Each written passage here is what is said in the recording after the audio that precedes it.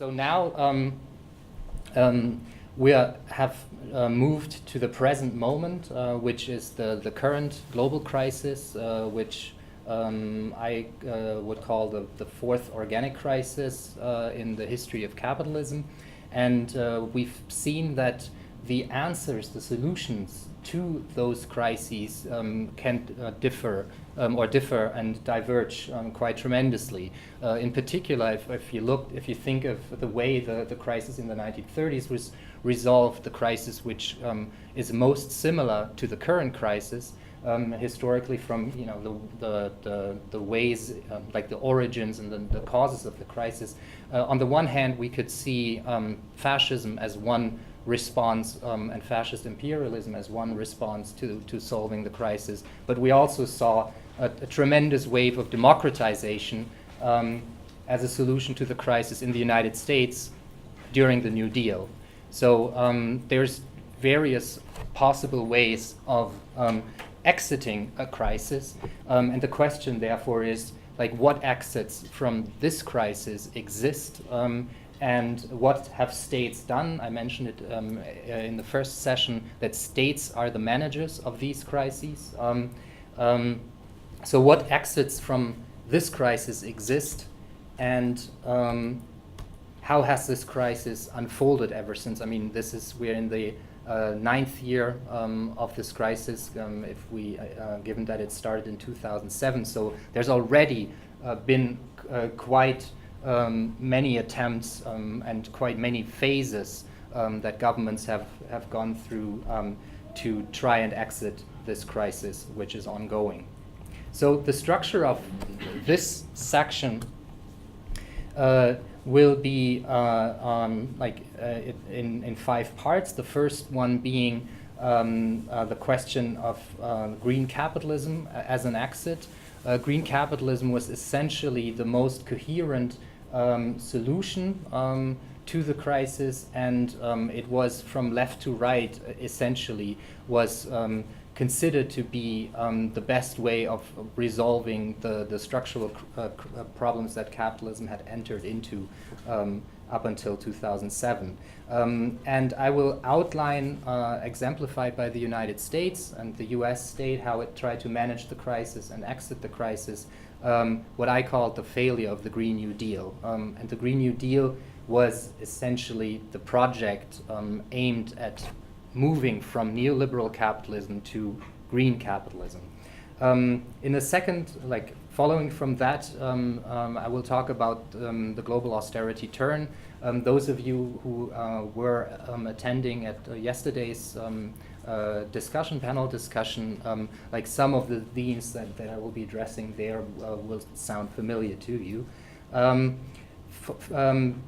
After talking about the global austerity turn, I want to talk about popular responses to this, the austerity turn and its impact, its social and political impact, and I will exemplify that in the Eurozone crisis and the Battle of Greece, which was kind of ground zero of austerity politics globally, or can be considered that way, and it was also understood that way even outside of Europe. It was understood as a global struggle, or a struggle over the global political economy. And last but not least, I want to talk about Syriza's defeat and the future of real democracy. The term real democracy was one that the anti-austerity movements used in Spain, like the Indignados. They spoke of democracia real, ja, also we want real democracy now. So I used this as a metaphor for a democratic and socially just alternative. So let's talk about the first attempts of exiting the crisis, exemplified by the US. The interesting thing is that Barack Obama is going to go down in history as the crisis president.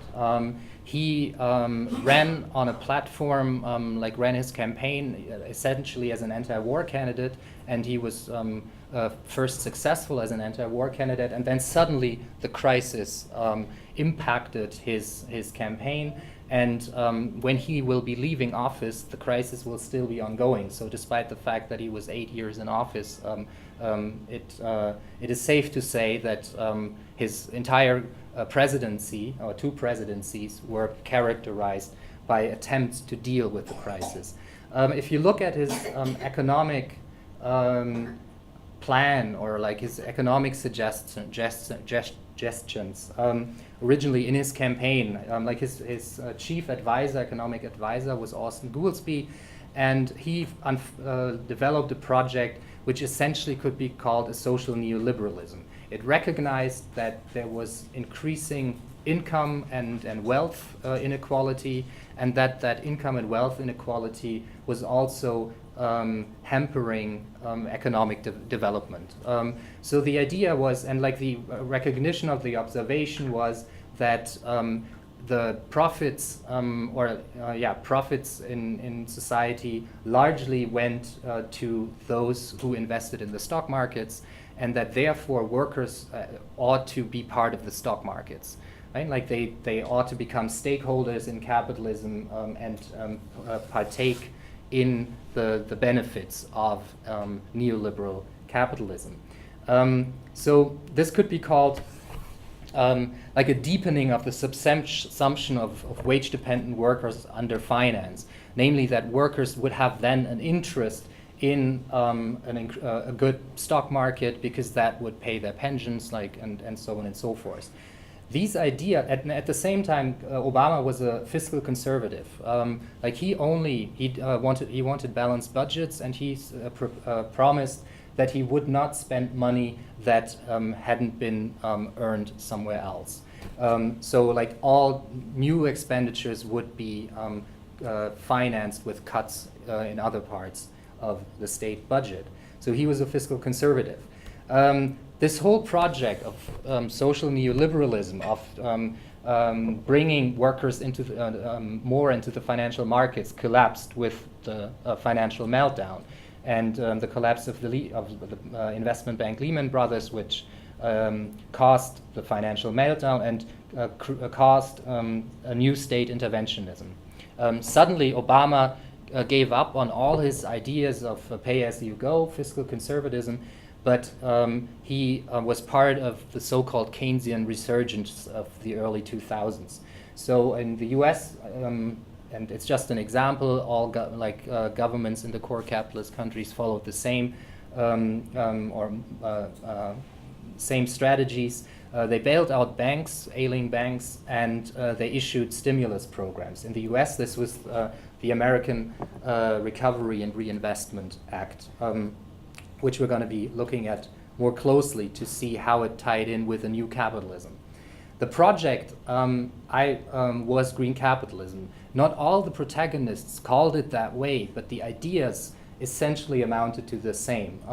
And interestingly enough, like a Green New Deal or a New Deal that would create a new capitalism, a more sustainable capitalism, were brought forward by the most diverse intellectuals and political strategists. So you found that Michael Bloomberg, a Republican and then independent New York mayor, multi-billionaire, he suggested that what the US needed and what the world economy needed was a New Deal, was an absorption of surplus capital that could not be productively invested, and that was therefore shifting to speculation in the financial markets, that could be absorbed by the state and rechanneled into state-subsidized green technologies. Because the idea was that neoliberal capitalism was unsustainable. It was built on bubbles, on speculative bubbles, but it did not have any roots in the so-called real economy,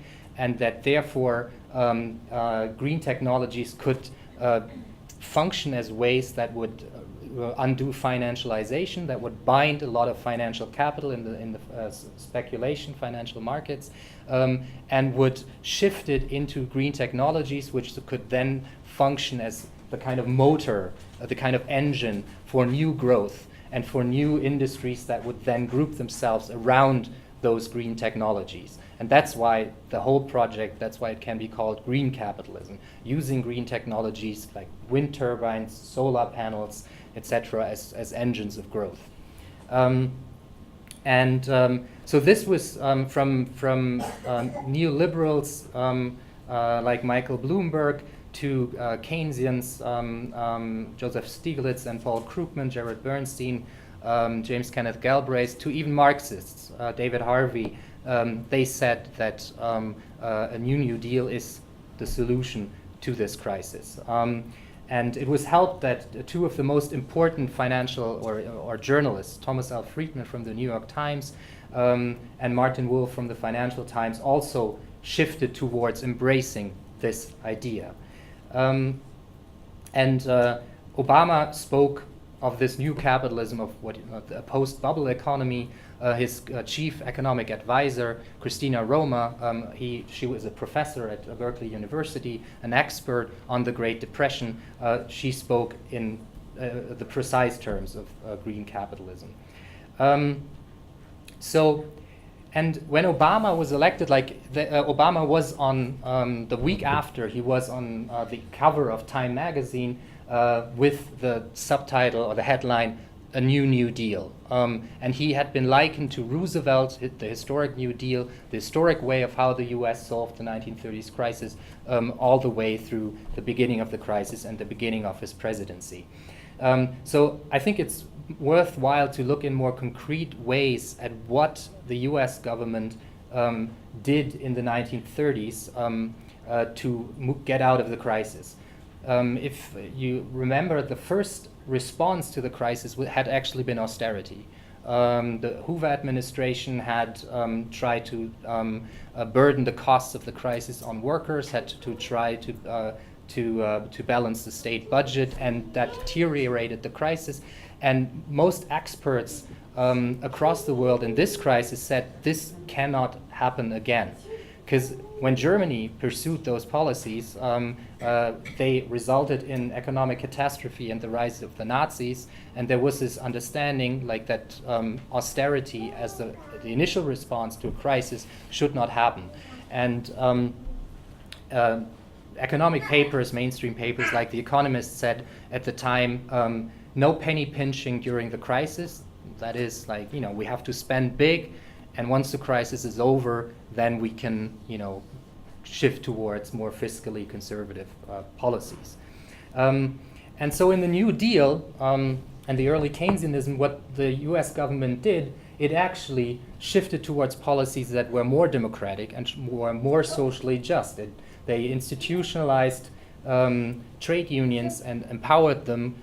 Franklin Delano Roosevelt said, if I were a worker, the first thing I do is I join a union. So here we have a president saying that joining a union was the way to go. So they did that in 1935, and with the Wagner Act and the Fair Labor Standards Act in 1938. They introduced the national minimum wage.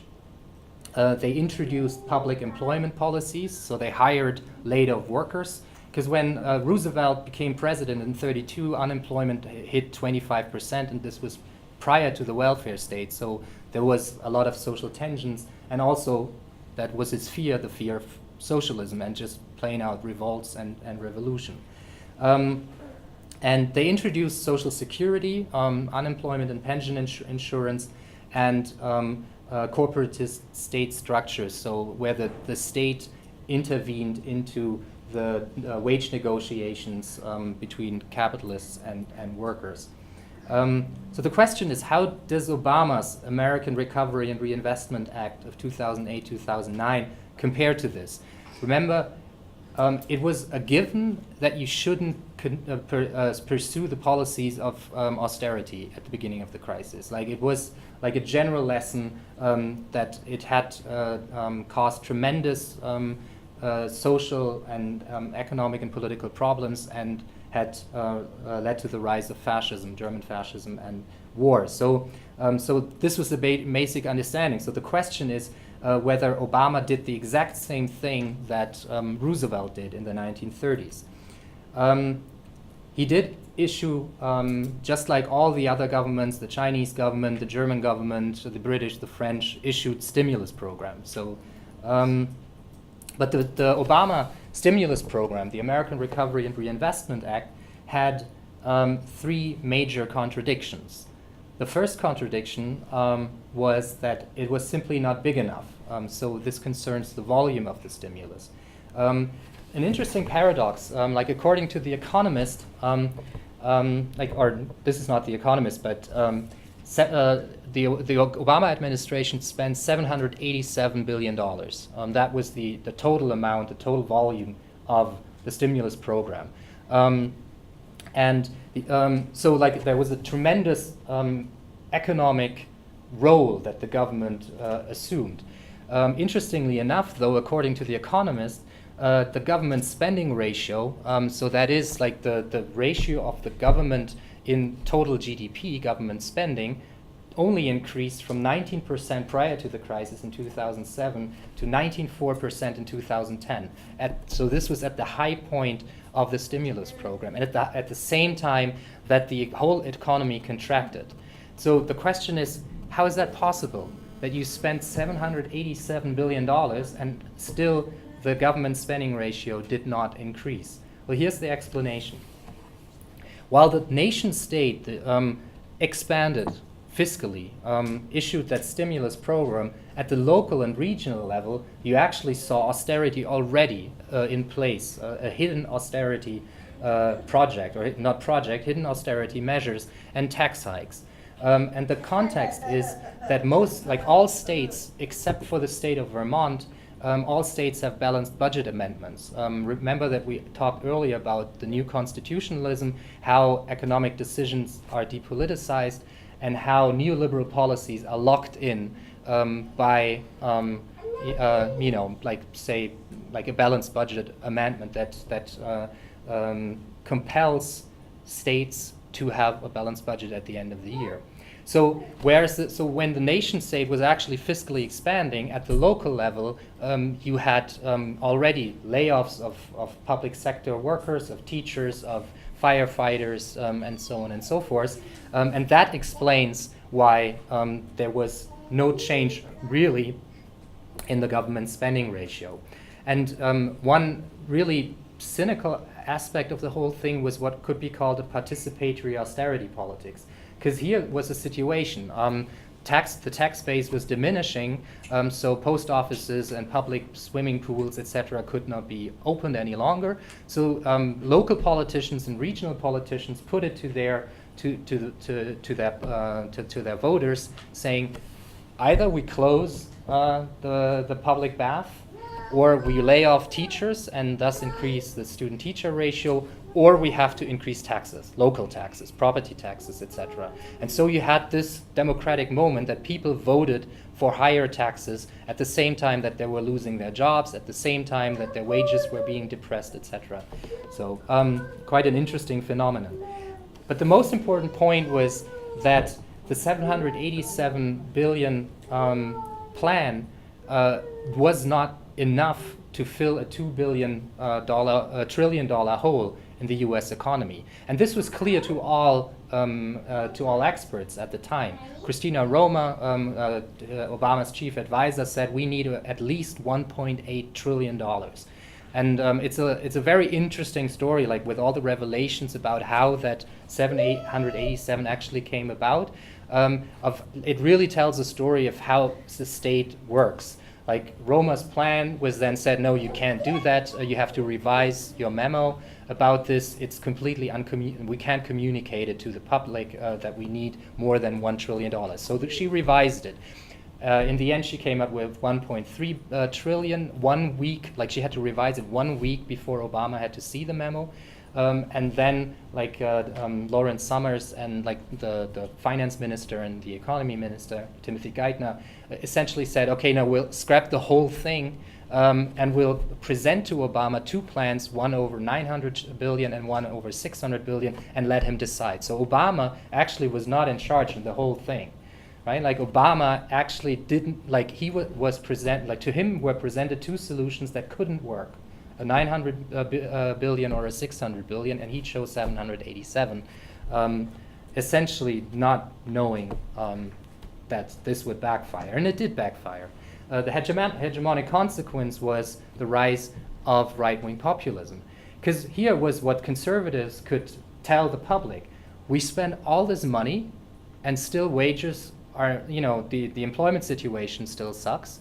Wages are not going up again. See, the market is efficient. The state doesn't work. You can't trust the state. So the same neoliberal message that had been told in the past 30 years could be told again, and people could believe it, right? Because for them, on the ground, the situation hadn't changed. But it hadn't changed because the volume of the stimulus was simply not big enough. The second contradiction was that it was not green enough to shift towards a green capitalist economy.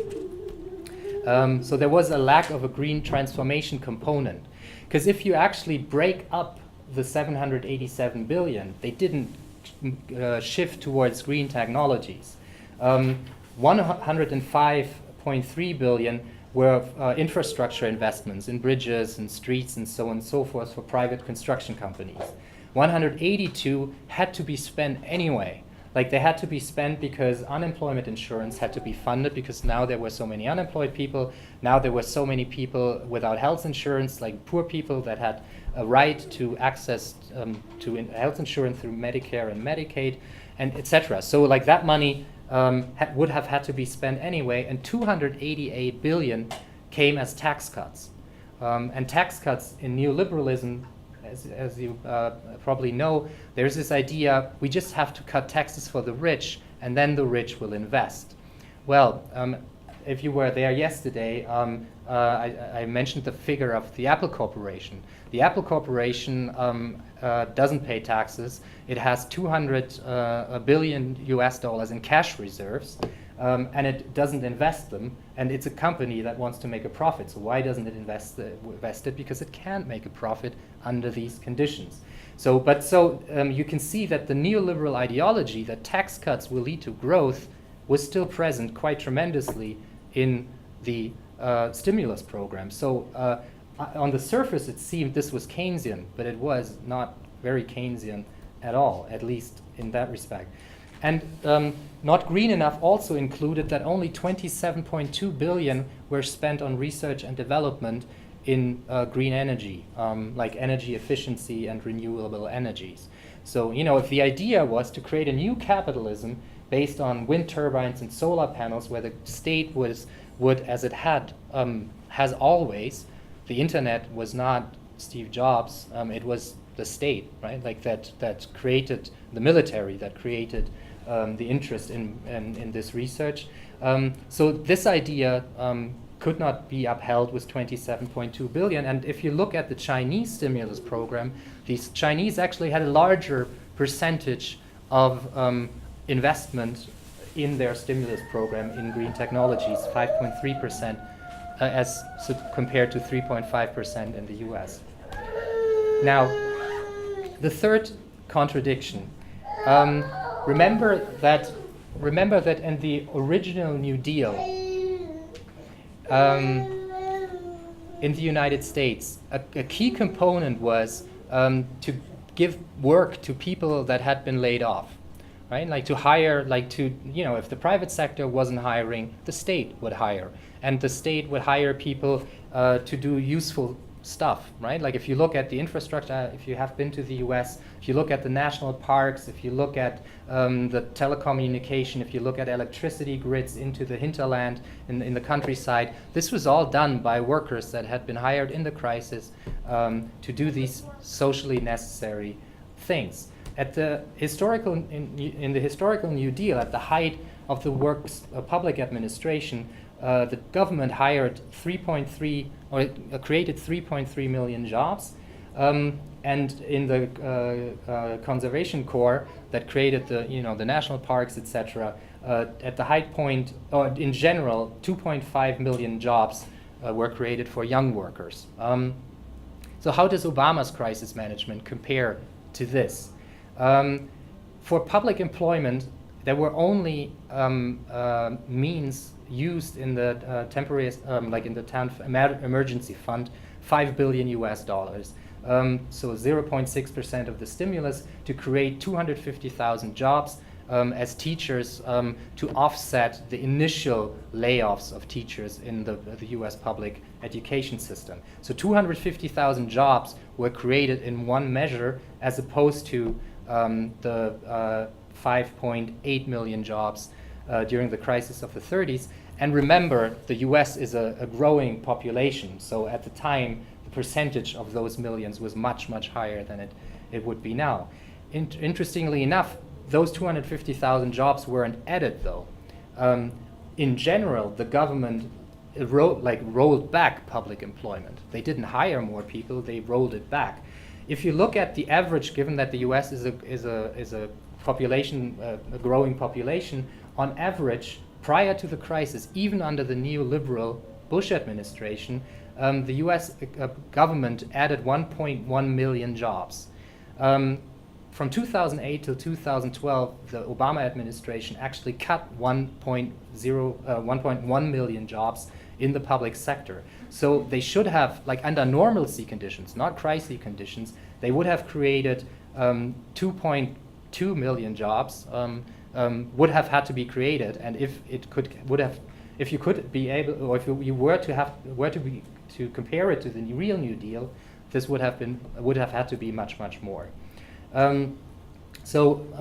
Between 2008 and 2011, a total amount of 300 teachers were laid off, and you can see austerity at work. To give you just one example, they increased the student-teacher ratio in the city of Detroit from 1 to 30 students to 1 to 62 students in 1 year. So imagine being in a classroom with 61 other kids.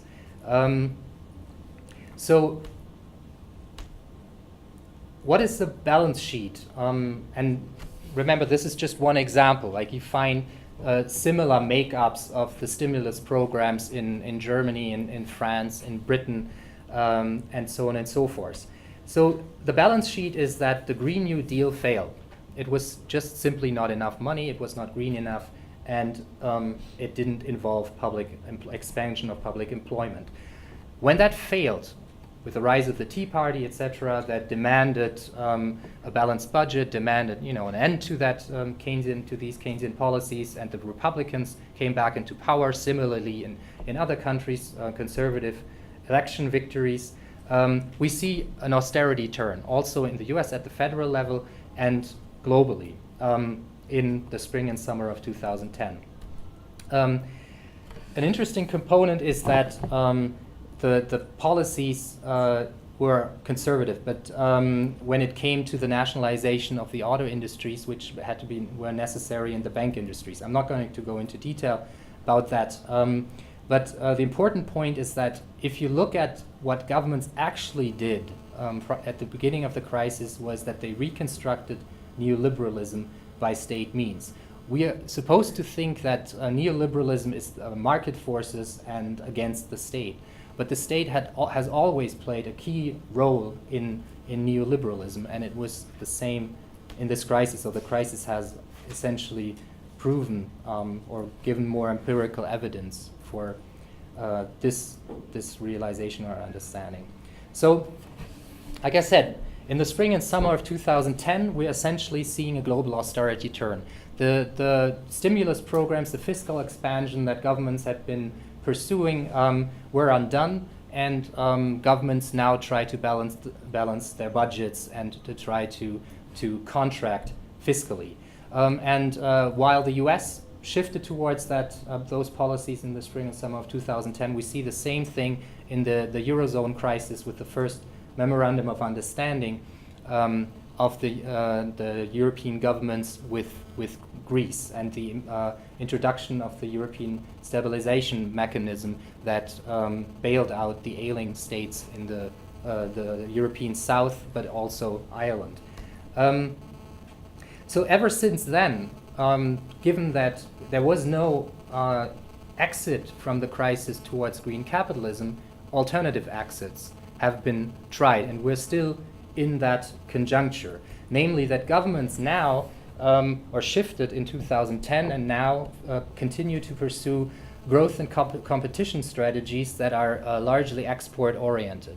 And the idea is that they will increase their competitiveness at home in order to improve their current account balances and to improve their employment situation and so on and so forth. And one reason why all those trade agreements are also on the agenda, like bilateral trade agreements, the US, for instance, Obama had some with Colombia and Panama and South Korea, but also multilateral ones, TPP, TTIP, CETA, and TISA are so important, has to do with that shift towards these export-oriented growth and competition strategies.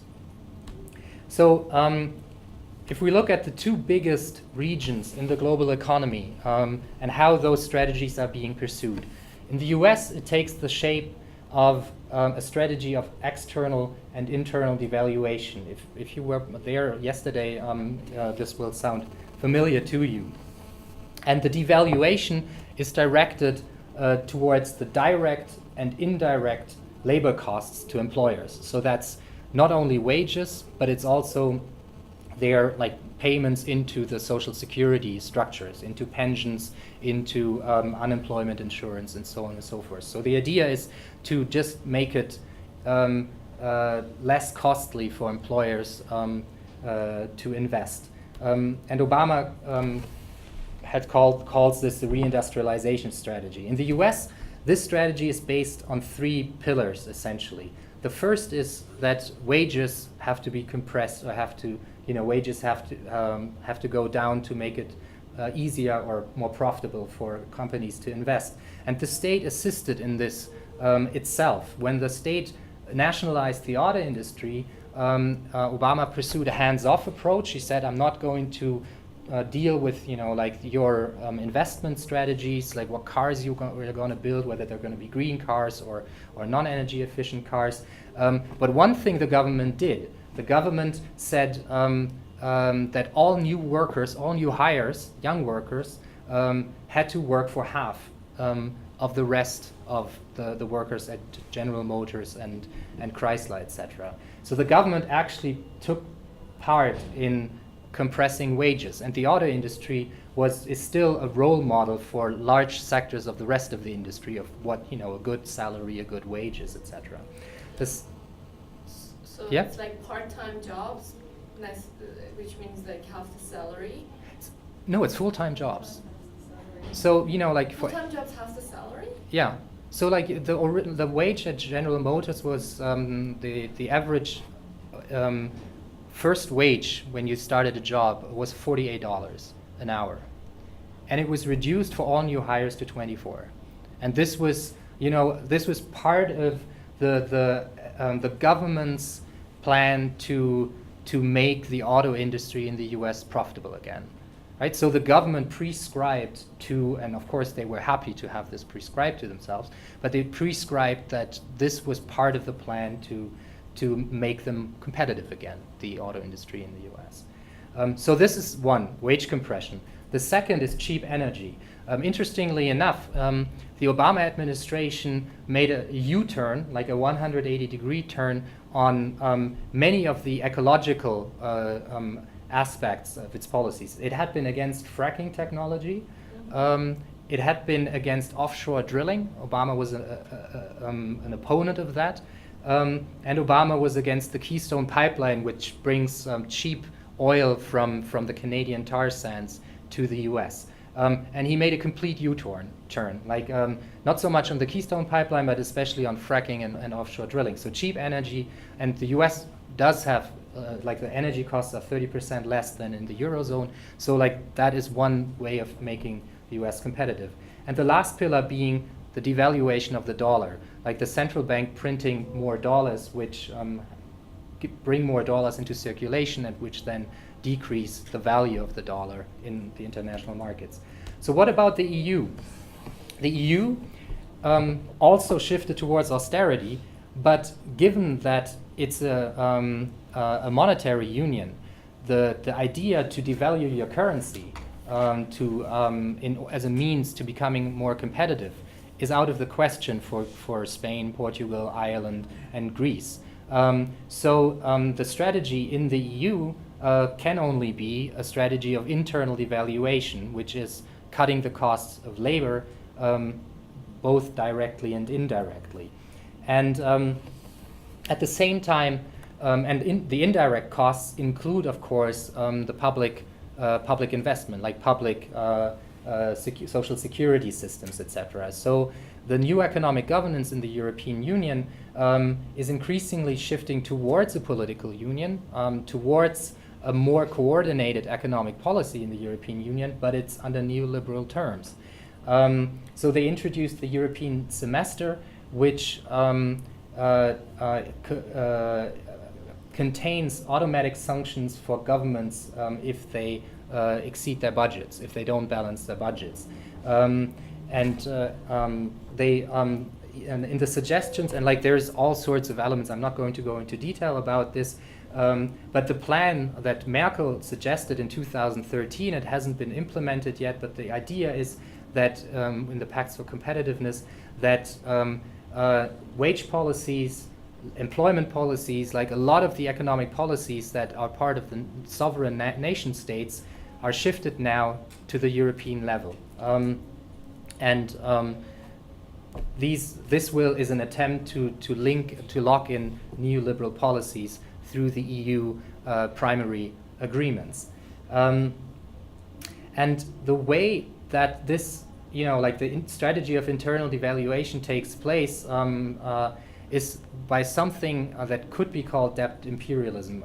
Remember I spoke in the original, like in the first part, about how debt was used to force countries to open up markets, right, and to integrate them into the world market.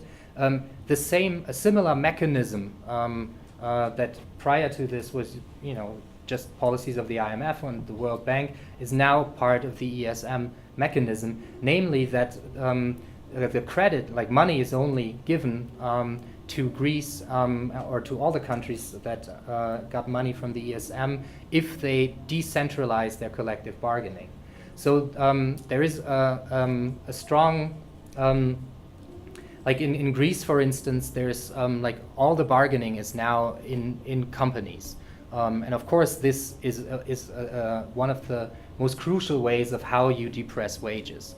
If the companies then compete with each other, like if you want a higher wage, we'll have to close down because this company is paying a low wage, so I can't compete with this company. And of course, like and other dynamics that help to depress wages. If we look at the Greek example, like how that restructuring has taken place, because it's the prime example of austerity. It's of course also the harshest. Part of the plan or part of the conditions that were superimposed on the Greek government if they wanted to receive money from the ESM was that they slashed their minimum wage, and they did. So the minimum wage was decreased by 22%. And by 31% for young workers. The effect of this was that the general wage level went down by 35 to 40%. Sorry, what's bargaining? Bargaining is how workers and employers negotiate wages and working conditions. It was also superimposed on the Greek government that they increased their value-added tax, and of course, value-added is so it's regressive in the sense that it hurts workers more than it hurts rich people, or poor people more than it hurts rich people, because everybody has to buy bread, everybody has to buy butter, and so on and so forth. So they forced the government to increase the value-added tax to 23%, and they. So as a result, and they also demanded the layoff of public sector workers, and so thousands of public sector workers were laid off. One effect was that unemployment hit 25%, youth unemployment hit 52%, and it was even worse. This is prior to the Syriza government takeover, which responded, which was elected against these policies. In Spain, at that point in time, youth unemployment was at 62%. And one effect was, and this was offset still by brain drain, because many of the mobile workers went to Germany to find employment there, or went to the Scandinavian countries. So that even offset that youth unemployment or general unemployment. Given that in Greece you can only receive unemployment benefits in the first 12 months of being unemployed, at the end of 2014, 4 out of 5 workers were unemployed and did not receive any benefits from the state. So it was pushed on to families to sustain people and not let them starve. Generally speaking, the Greek economy shrunk by 25% because of these policies. 60% allow living in poverty, and 350,000 households have no electricity. That's 1 out of 10 households does not have electricity. Yeah. How do they measure poverty? Like everywhere in the world, $2 per day, or what is the level, the measurement of poverty? I don't know exactly what the Greek measurement is, but No, in Greece. I think it's like most. $2 per day in the world. Yeah, but like in the Eurozone, I think it's The World Bank. it's 30%. Maybe somebody knows the exact measurement. It's or is it 60% or 2/3? Actually, 2/3 of the average wage. And if you fall below that, then you're considered poor. So it's a relative measurement. But in Greece, it is not relative. It's visible. So another thing that was demanded was that healthcare expenditures, like indirect costs to employers, healthcare expenditures had to be cut to only 6% of GDP. The effect of these policies, again, were that today 1/3 to half of the Greek population has no health insurance. One effect is that infant mortality went up until 2014 by 43%. Suicide rates have shot up until 2014 by 45%. HIV infections between 2009 and 2012 up 1,600%. And we see the return of diseases that were non-existent in Greece prior to the crisis. The return of tuberculosis, of malaria, and dengue fever. The idea was that this would make Greece more competitive. That if the state cut back, it would attract foreign capital, or it would make it more profitable for businesses to invest, and that would create more employment, a higher tax base, and that would enable the Greek government to eventually pay back its debt. Well, what you can see is that didn't happen. Greece GDP, debt was 107% of GDP prior to the crisis. After the bank bailouts and when the financial meltdown happened, it jumped up to 143%. But it actually increased. The economy shrunk faster than the government spending could be reduced. So it did not even work. It's a humanitarian crisis, but it did not even work in the pure logic of economics. So the question is, can austerity work in Greece? The short answer is no, it can't work in a depressed global economy. And the track record of austerity is disastrous. Another question is, can austerity work on a global scale? The short answer is no, it can't, because if the biggest regions, as I pointed out, the US and North America and the Eurozone, are attempting the same policies at the same time, it is shifting towards a beggar thy neighbor capitalism, where one region tries to benefit, like they're basically trying to get a larger size of a cake that is not growing or is hardly growing. So it can't work. The question is, are neoliberal economists, or are the people who are implementing these policies, are they just bought into neoliberal ideology? Are they stupid? Are they like what explains that this phenomenon that they're pursuing policies that don't work? My thesis is that it's not about public debt, it's not about balanced budgets, but it's about something else. It is about deepening neoliberalism and pursuing or achieving goals for capital that couldn't be achieved under normalcy conditions, that couldn't be achieved prior to the crisis. And one aspect of that is privatizations, because one way in which capital actually accumulated under neoliberalism is by dispossession, by opening up elements of society, of the economy, to private, like for profit, to private businesses that had heretofore been public, right? So privatizations of social security systems, of pension systems, of healthcare systems, like this is where the money is. This is where capital and investors find growth markets. So like this is one wonderful effect of these policies, that they force states to sell off their silvery, essentially, right? Sell off that what they own. And if you think of Greece, for instance, the Greek government, the Syriza government, was asked to privatize public assets in the value of $50 billion, including all of its major airports, including all of its or its biggest harbors, and who are benefiting. Interestingly enough, with the airports, it's the partly state-owned German company Fraport, which is buying up the airports in Greece.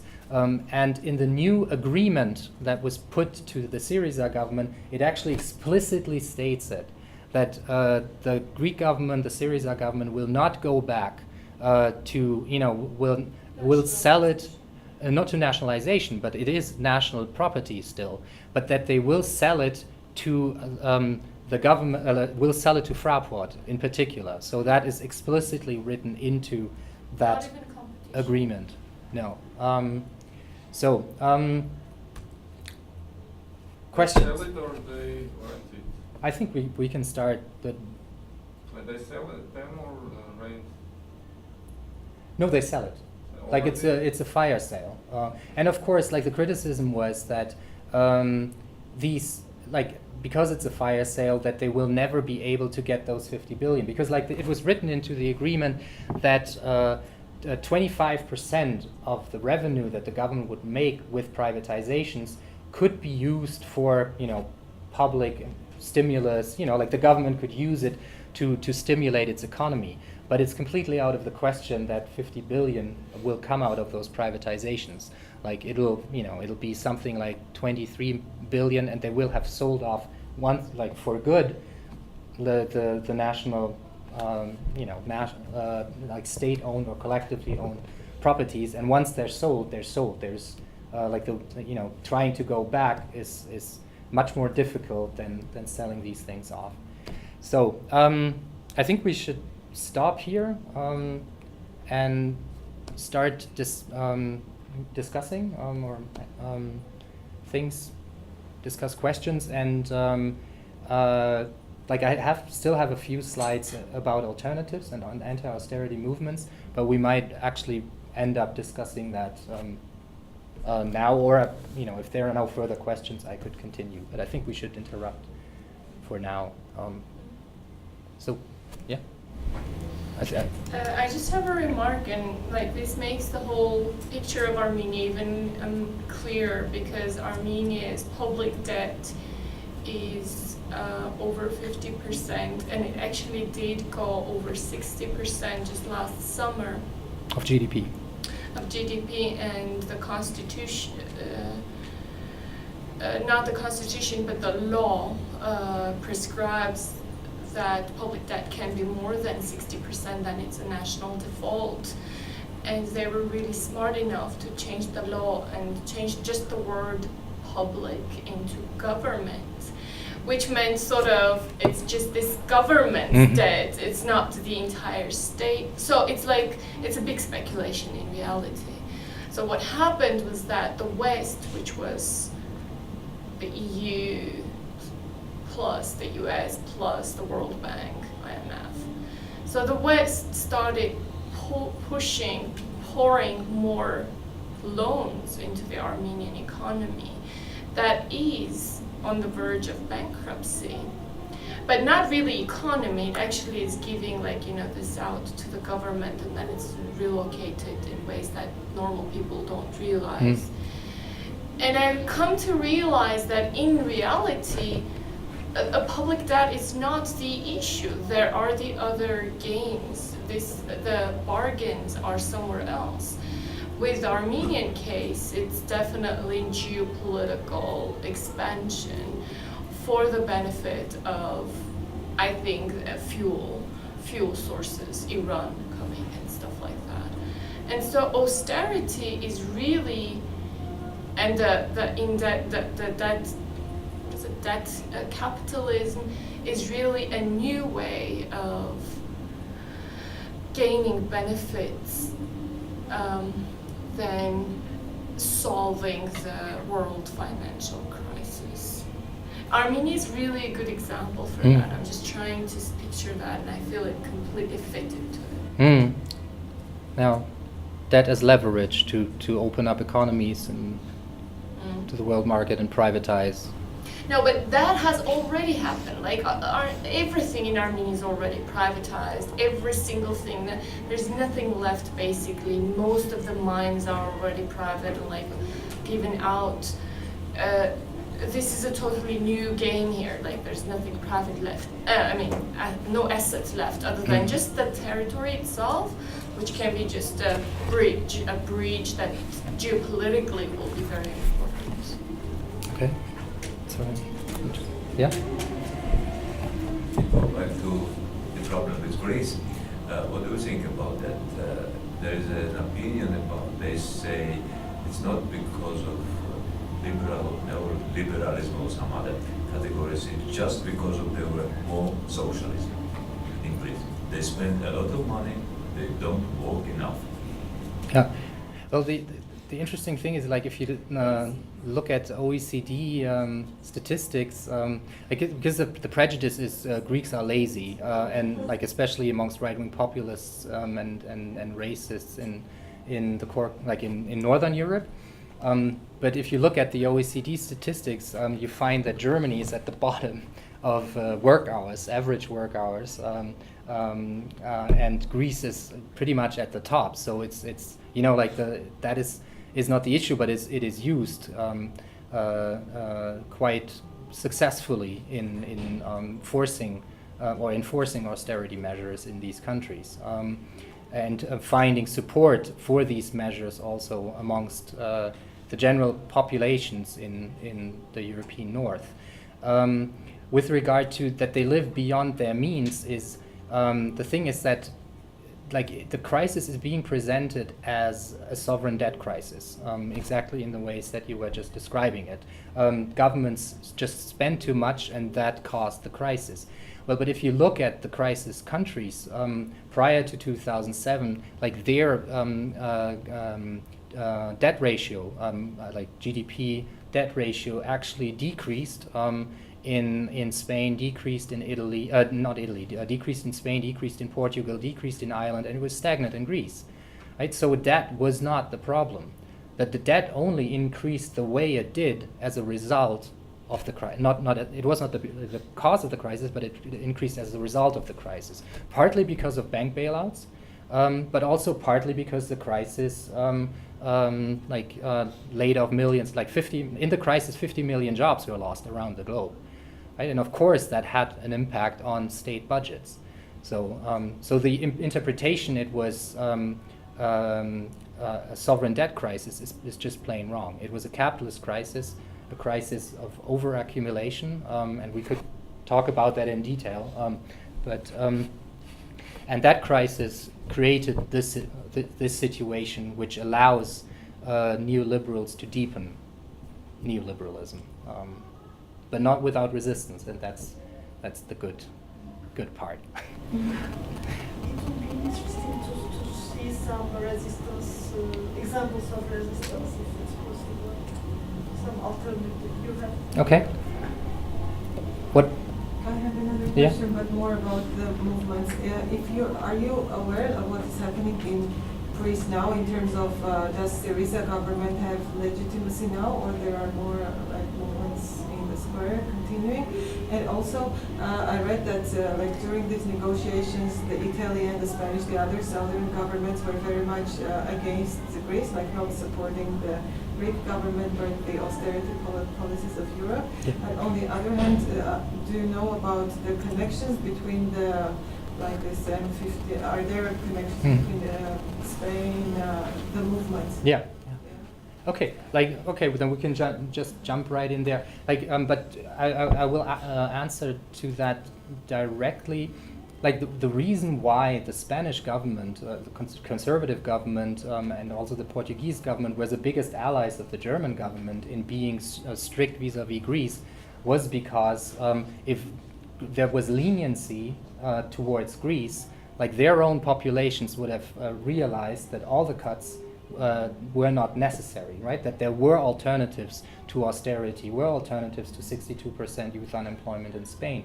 So that's why they became the most staunch supporters of toughness on Greece. Not so much the populations themselves. I mean, you have the Podemos, a new party in Spain, and they were closely allied with Tsipras, right? In Syriza, they spoke. They showed up on the same stage, on the night prior to the election. Pablo Iglesias, the Podemos leader in Spain, and Tsipras were on the same stage in the final electoral campaign moment. So we always, I think, necessarily have to distinguish between governments and social movements, or just general populations. So I think there were, at the beginning of the crisis, there were boss snappings in France where workers kidnapped their bosses to get the wages that had been withheld from them. We had the window factory in Chicago that was taken over by workers that decided to run the factory by themselves.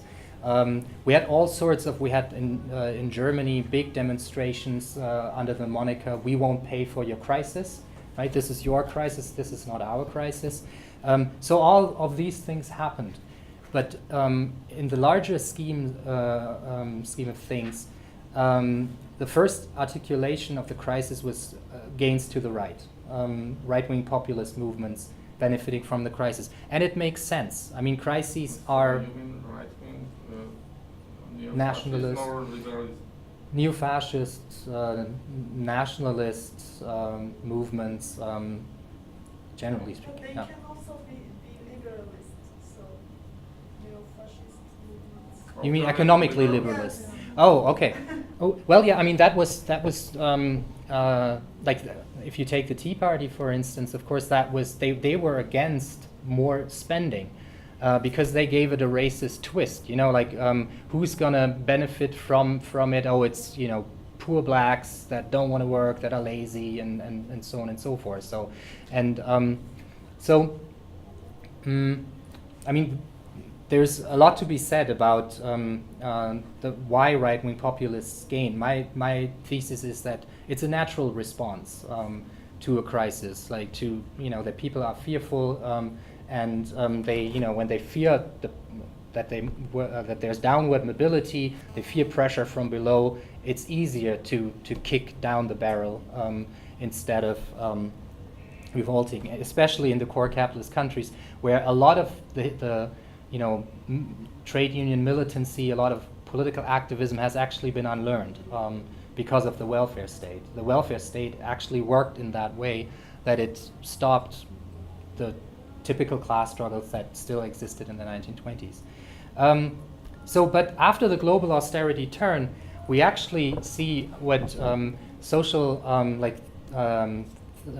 theorists of, or a theorist of social movements, Tarot, calls cycle of contentions. And Stefan Schmalz and Nico Weinmann have done a study comparing the various struggles against austerity, like the increase in strike levels, etc., like 3 years into the crisis, 4 years into the crisis, and seeing a new cycle of contention, like new social movements challenging austerity measures. And I think they were started by the Arab Spring. I mean, you can see how, like, both their techniques, their tactics of occupying public spaces, liberating public spaces in the sense like that they were first used during the Arab Spring and in Egypt in particular, and then they spread across the world. Like, you've had the international Occupy movement, Occupy Wall Street, where the Liberty Square, Zuccotti Park was occupied.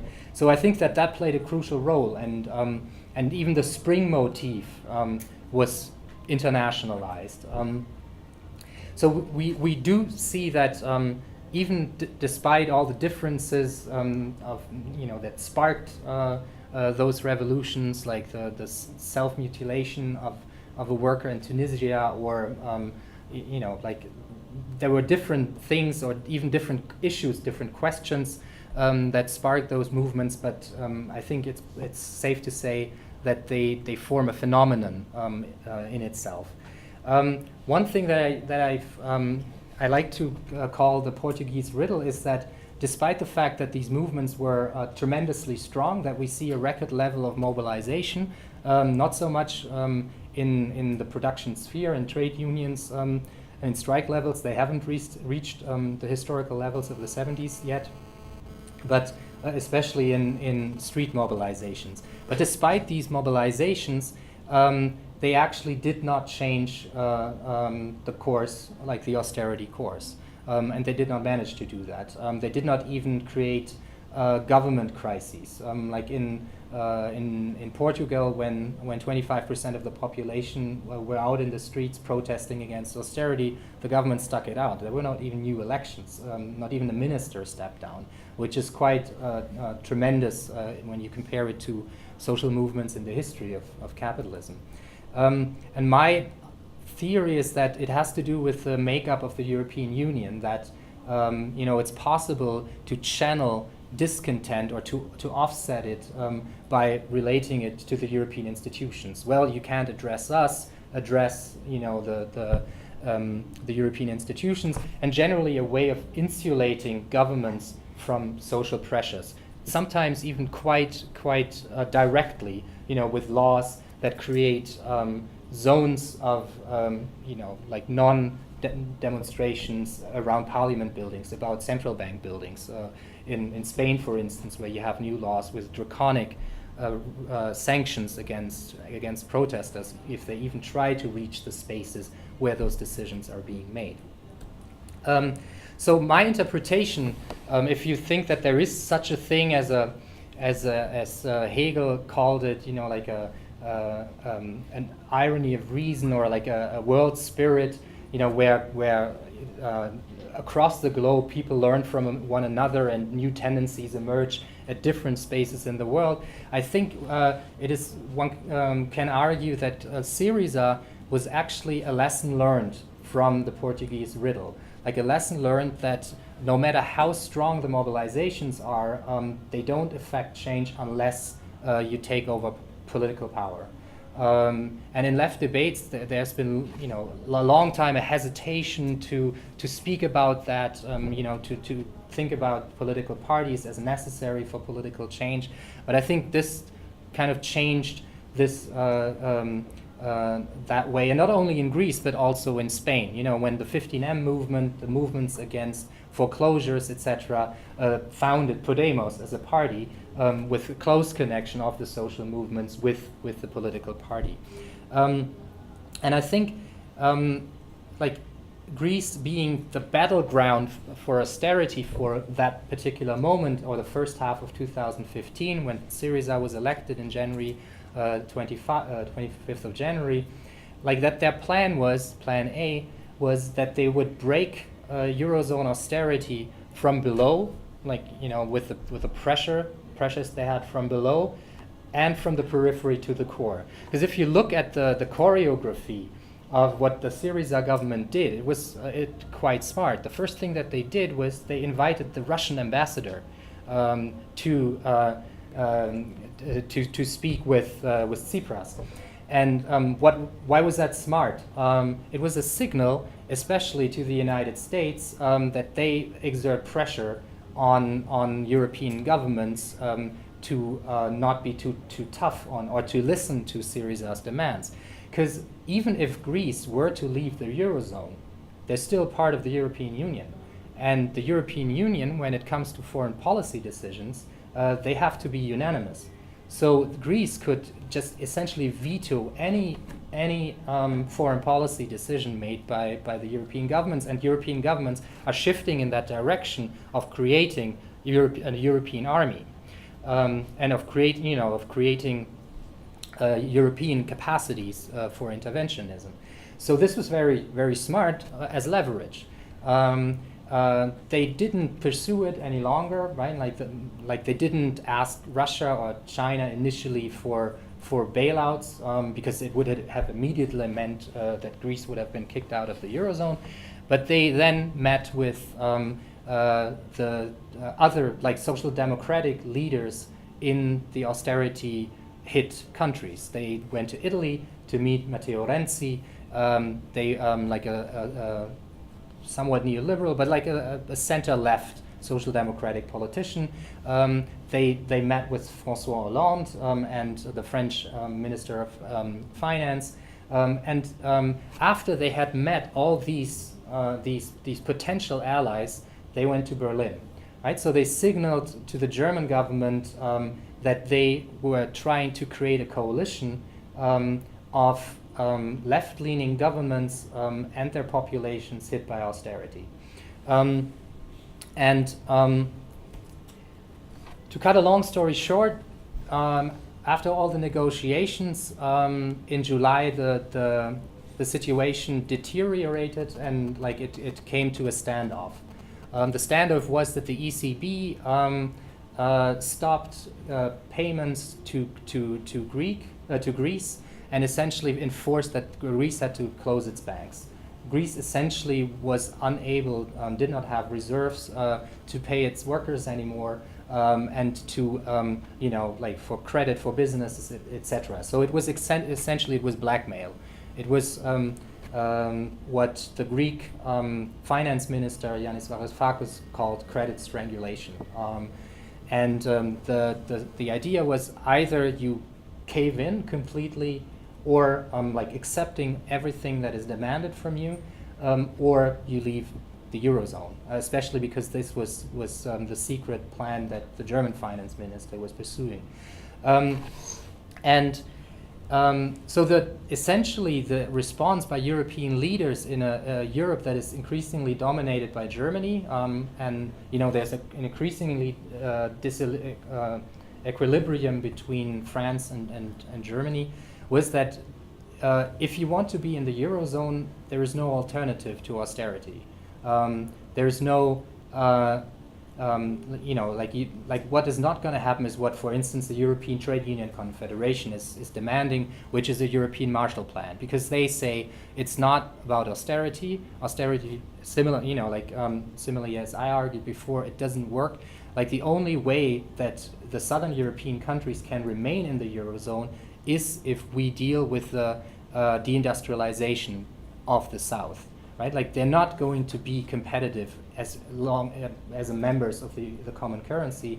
They will only be able to get new footing if we have a European investment initiative, right? So transfer payments, like industrial infrastructure, Keynesian policies in Southern Europe.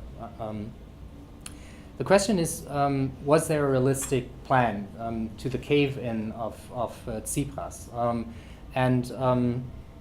I think I'll skip that. Maybe if you're interested, we can discuss that, because I realized that we're also running out of time, and I don't know if we have time to talk long. But no, do we have time to discuss things beyond 8 o'clock or? Till 8 o'clock. Till 8 o'clock. Okay. So where does this lead us now? I think something to be learned from the crisis is that, and this is a term that Lenin developed. You don't have to use it like the imperialist chain, but his idea was that it breaks where it's weakest, right? That the contradictions of capitalism, social pressures happen where where there's the smallest capacities for redistribution, right? For workers' rights, etc., social justice. And remember that Marx had the idea that revolution would take place in the most developed countries. That you would see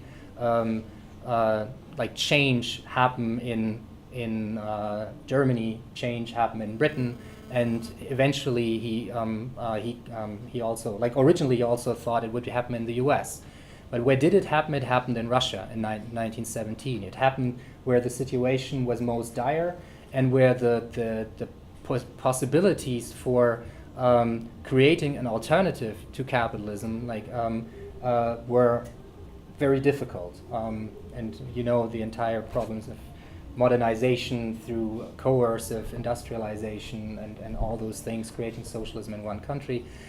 So Greece, in a sense, is a reminder of that law, or if you will, of the imperialist chain breaking in its weakest spot.